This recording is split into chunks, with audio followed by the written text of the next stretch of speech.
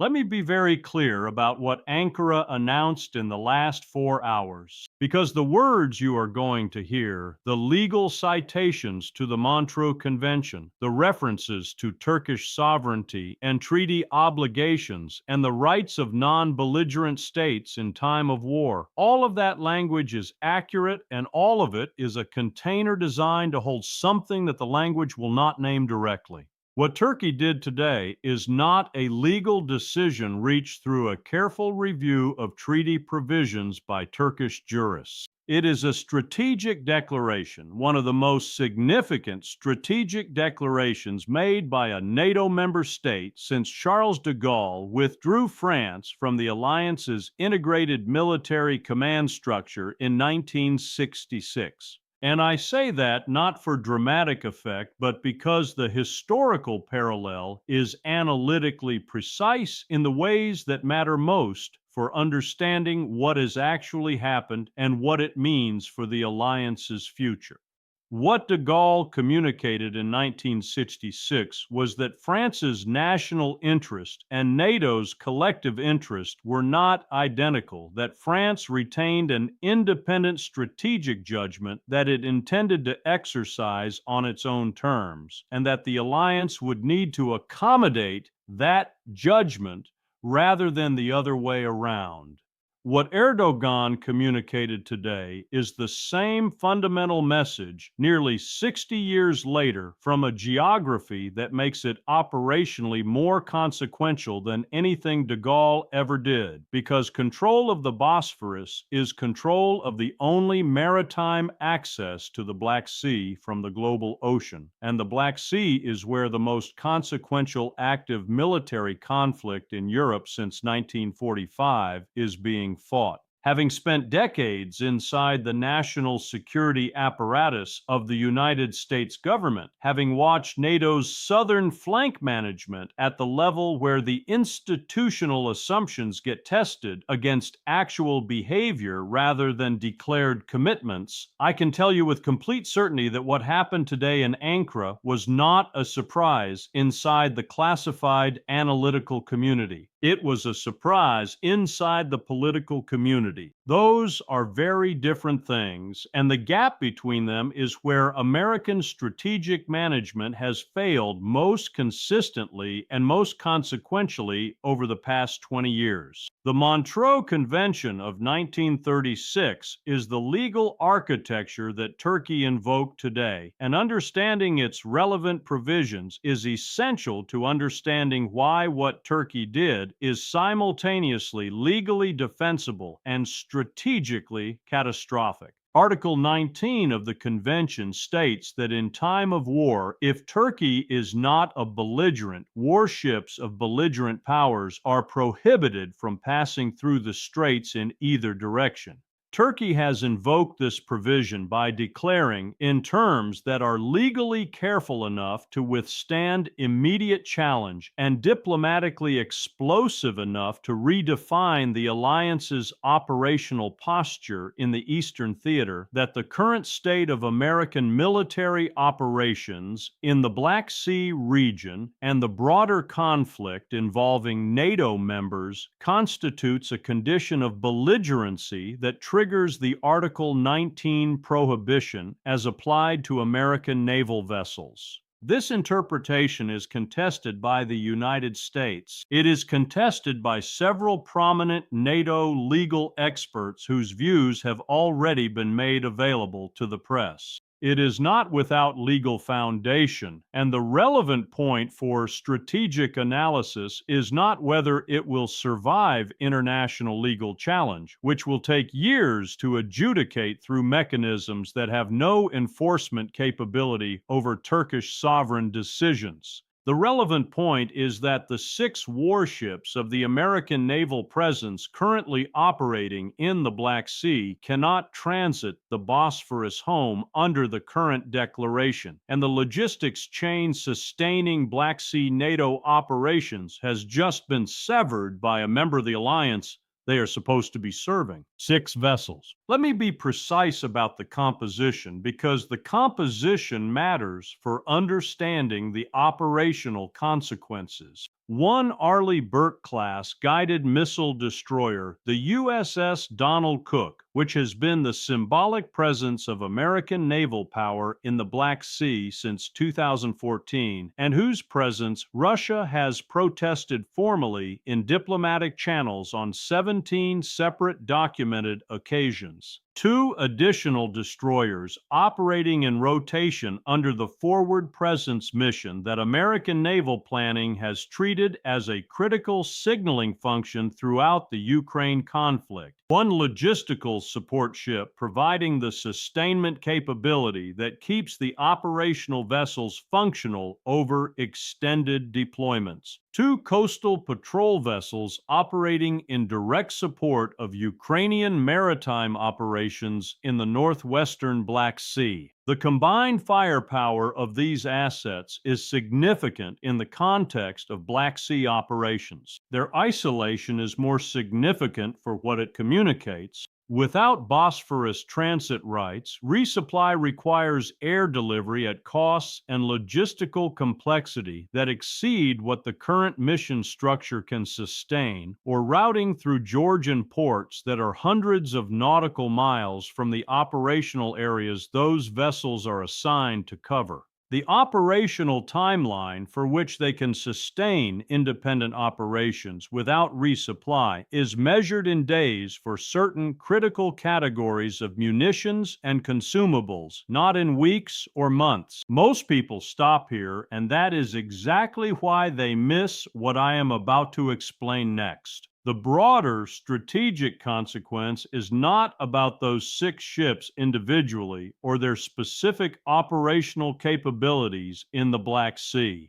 It is about what their situation communicates to Moscow about the operational sustainability of NATO's Black Sea presence over time, and about what Turkey's decision communicates to every member of the alliance about the reliability of geographic and political assumptions that have governed NATO's southern flank planning since the Cold War era. A military alliance whose member controls a strategic choke point and has demonstrated willingness to use that control against fellow members' operational interests has just revealed something fundamental about its internal coherence that cannot be unseen by anyone paying serious analytical attention. To understand what happened today in Ankara, you have to understand what has been happening in Ankara for the past 6 years in a series of decisions and developments that American analytical and political establishments have processed as a collection of discrete bilateral irritants, rather than as the coherent strategic trajectory they constitute when examined with appropriate analytical distance. The purchase of the Russian S-400 air defense system in 2017 and 2019 over sustained and explicit American objection, resulting in Turkey's exclusion from the F-35 program and the loss of the manufacturing revenue and the advanced aircraft capability that Turkish defense planners had incorporated into their long-term force development plans. The cultivation of a personal diplomatic relationship between Erdogan and Putin that has survived every round of Western pressure to isolate Moscow following the February 2022 invasion of Ukraine, a relationship that provides Turkey with access and influence that no other NATO member possesses. The maintenance of Turkish economic engagement with Russia throughout the Ukraine conflict, including the operation of Turkish financial institutions in Russia after Western sanctions, the continuation of Turkish energy imports from Russia at favorable prices, and the development of a gas hub concept that would route Russian energy to European markets through Turkish territory and under Turkish commercial management. Each of these decisions was analyzed in Washington as an isolated bilateral problem requiring a specific bilateral remedy. Taken together with the geographic realities of Turkish strategic position, they describe a state that has been systematically repositioning itself between alliance blocs in ways that maximize Turkish leverage over both simultaneously and that are now producing operational consequences that bilateral management of isolated incidents was never capable of preventing. What comes next is where things take a serious turn and where the honest assessment of alliance response options requires confronting some deeply uncomfortable realities about what NATO actually is in 2025, as opposed to what NATO was designed to be in 1949. The alliance's response options are severely constrained by a structural reality that NATO's political consensus mechanism was not designed to navigate when the actor creating the problem is itself a member of the alliance in good standing. Turkey is the alliance's second largest military by active personnel count, a force of approximately 355,000 active duty personnel that constitutes a substantial portion of NATO's total conventional military capacity in the southern and eastern theaters. Turkey hosts the Incirlik Air Base, which maintains NATO nuclear weapons storage under the B-61 sharing arrangement that has been a cornerstone of NATO extended deterrence since the Cold War, and which has been the primary hub for American air operations throughout the broader Middle East region for decades. Turkey controls the only maritime access to the Black Sea for non-littoral states under the Montreux Convention framework. Turkey's defense industry has developed to the point where it produces indigenous drone systems, the Bayraktar TB2 and its successors, that have demonstrated significant combat effectiveness in multiple theaters, including Libya, Azerbaijan, Ethiopia, and Ukraine, and are now export items that provide Turkey with economic revenue and strategic relationships with defense customers across 3 continents.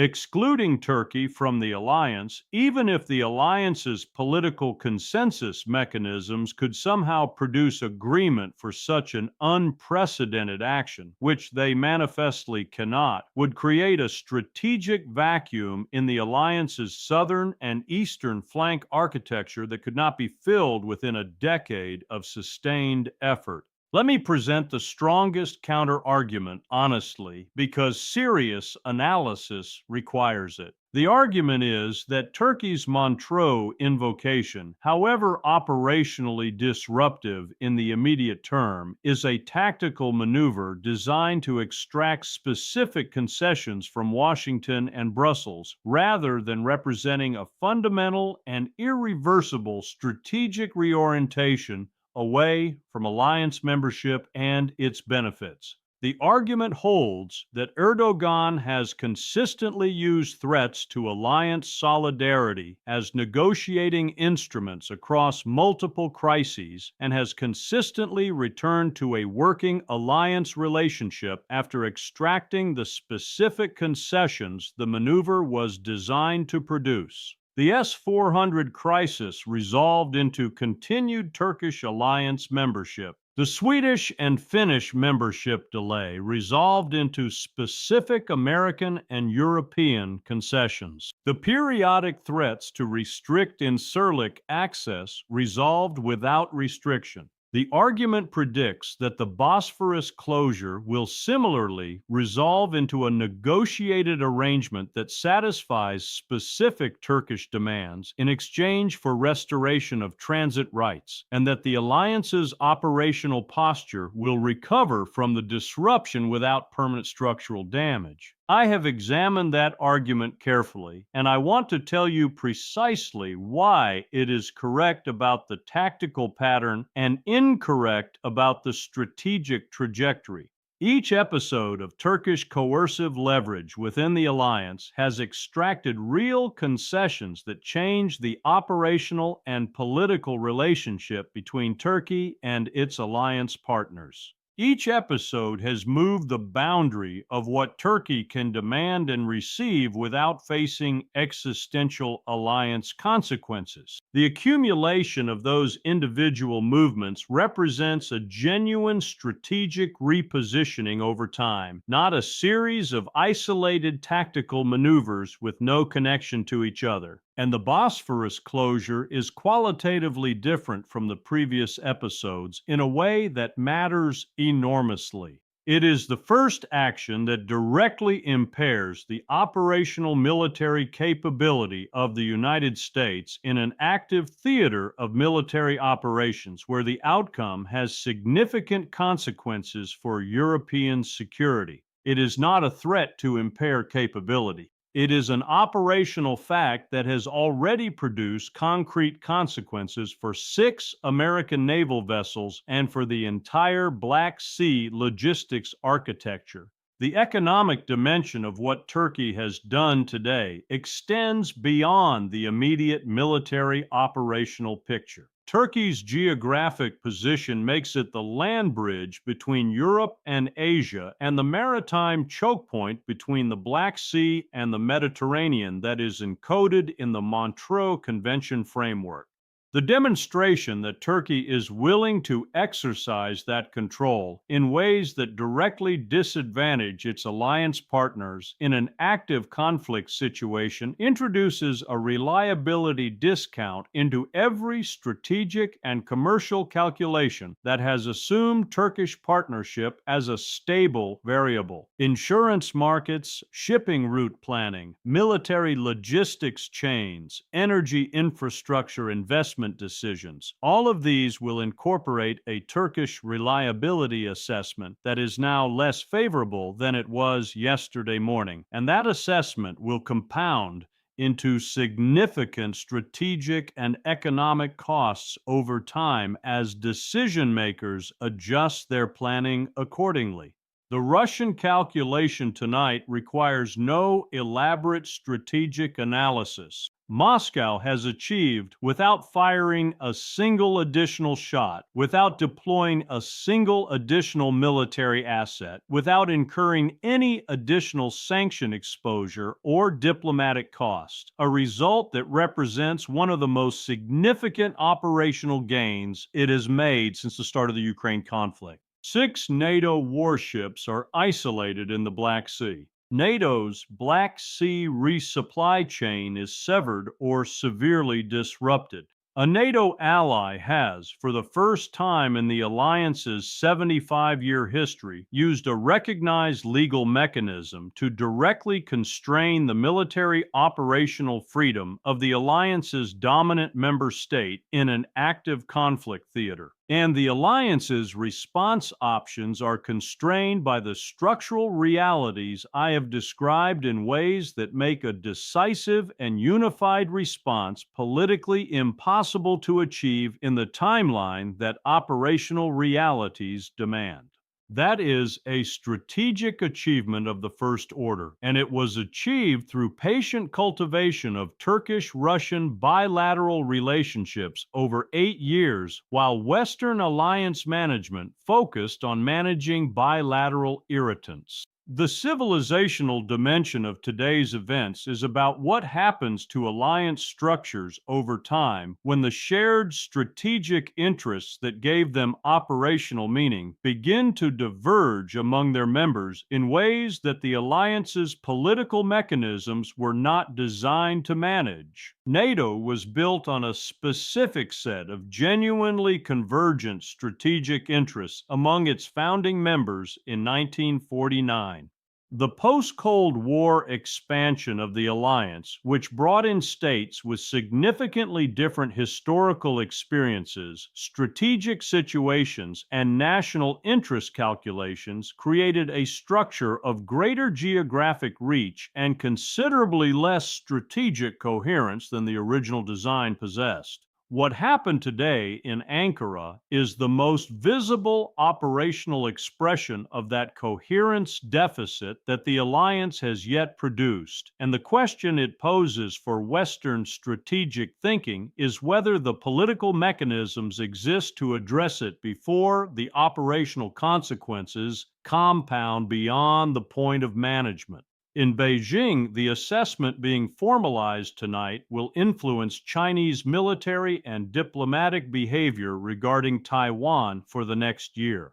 In every capital that has been calculating whether American security commitments retain operational meaning when they are tested by determined adversaries, tonight's events introduce a new and unfavorable variable into the reliability calculation. The update is moving in the same direction in every capital that matters for American strategic interests. If this analysis has helped you see what actually happened today beyond the legal citations and the diplomatic language, share it with someone who needs to understand what the Bosphorus closure actually means for the architecture of Western security. Subscribe because the implications of what Turkey did today will develop across weeks and months in ways that require sustained, serious analysis to track. Drop your assessment in the comments. Tell me whether you believe Turkey's action represents a tactical maneuver or a strategic declaration. And tell me what you think the distinction means for the long-term coherence of the Atlantic Alliance. I read every comment you write, and these conversations represent the kind of serious thinking that this moment demands from people who refuse to accept the comfortable narrative. Stay informed, stay clear-eyed, because what was decided today in the Straits of the Bosphorus will shape the architecture of European security for the next generation. The immediate operational question is what happens to the 6 American naval vessels currently stranded in the Black Sea, and I want to give you the honest assessment that official statements will not provide. The vessels can sustain independent operations for a period measured in days to weeks, depending on their specific supply states at the moment of the closure declaration. The resupply options are limited, and each carries costs that exceed routine logistics planning. Air resupply is feasible for certain consumables, but not for the fuel and munitions that define sustained operational capability. Georgian port access is geographically remote from the operational areas that matter. The option of accepting a negotiated transit arrangement with Turkey under conditions that Turkey defines is the most operationally practical solution and is therefore the option that gives Ankara the most political leverage in the negotiation that will begin in the next 48 hours. Every day of delay in reaching that negotiation increases the operational pressure on the stranded vessels and increases the concessions that Turkey can extract in exchange for restoring transit rights. This is not an accident of timing. It is the operational design of the leverage Erdogan is seeking to exercise. The broader question that tonight forces into the open is whether the United States has a coherent strategy for managing a NATO relationship with a member state whose revealed strategic preferences are increasingly incompatible with the operational requirements of collective defense. I have been inside the conversations where that question was raised and consistently deferred because confronting it honestly required accepting conclusions that no administration wanted to own. The deferral has produced the situation that arrived today in the Bosphorus, and the cost of further deferral is now visible in the operational situation of 6 American warships in the Black Sea. The question cannot be deferred indefinitely, and it cannot be deferred past the moment when the operational consequences of deferring it exceed the political costs of confronting it honestly. Whether tonight represents that moment is the judgment that the current leadership must make, and the history of how this situation develops suggests that the institutional tendency will be to defer again rather than confront. I genuinely hope that tendency is resisted this time because the strategic cost of another round of deferral is larger than the political cost of the conversation it would avoid. The long-term question for the alliance is structural, and it requires a structural answer. What NATO is in 2025 is not the same organization that was designed in 1949, and the political fiction that it is, that alliance solidarity means the same thing today that it meant when the alliance's founding members faced a clearly defined common threat with clearly convergent strategic interests. That fiction has operational costs that are becoming visible in the behavior of alliance members who have calculated that their own strategic interests are better served by positioning between blocs than by committing unambiguously to collective defense. Addressing that structural reality requires the kind of honest institutional self-examination that NATO's political mechanisms are not designed to produce, and that the member states most invested in the current institutional arrangements are not incentivized to demand. The Bosphorus closure today is the consequence of that structural reality reaching its operational expression. The question is whether it produces the honest examination that the structural reality requires, or whether it produces another round of managed crisis followed by a return to business as usual. History suggests the latter. The strategic stakes of the current moment demand the former. I want to close this analysis with a direct assessment of what the next 30 days will reveal about the health of the Western Alliance and about the strategic seriousness of the leadership that is supposed to be managing it. The observable indicators will be specific and measurable. Whether NATO produces a unified declaratory response that includes specific operational commitments rather than general statements of solidarity. Whether the United States initiates the negotiation with Turkey over Bosphorus transit rights from a position that makes clear there are real costs to the current situation for Turkish interests, or from a position that signals willingness to accept whatever arrangement Turkey offers in exchange for restoring access. Whether Germany, France, and the other major European allies treat today's events as a catalyst for the structural conversation about alliance coherence that the situation demands, or as a bilateral American-Turkish problem to be managed at arm's length. Whether Turkey's domestic political conversation over the next 30 days moves in a direction that reinforces or moderates the strategic trajectory I have described. Each of those indicators will be visible to anyone paying careful attention, and together they will tell you more about where the alliance is actually heading than any number of official statements about enduring solidarity and unwavering commitment. The strategic situation in the Bosphorus today is not a crisis in the conventional sense of an unexpected event requiring emergency management.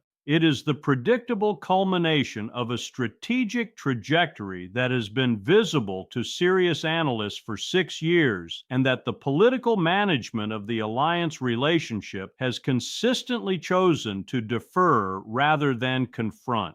Understanding it as such and demanding responses adequate to the structural challenge rather than the tactical event is the analytical obligation that the moment places on everyone who takes seriously the architecture of security that the past 80 years have constructed, and that the next decade will either sustain or surrender.